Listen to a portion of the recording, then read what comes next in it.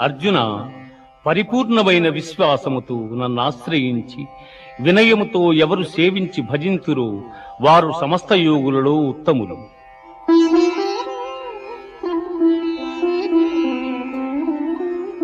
మనుష్యాణాం సహస్రేషు కశ్చిద్యతతి సిద్ధయే యతతామపి సిద్ధానాం కశ్చిన్మాం వేత్తి తత్వతః.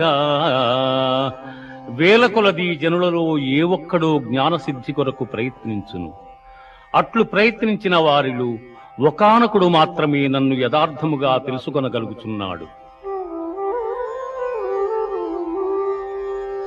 భూమిరాపో అనలో వాయు ఖం మనో బుద్ధిరేవ చ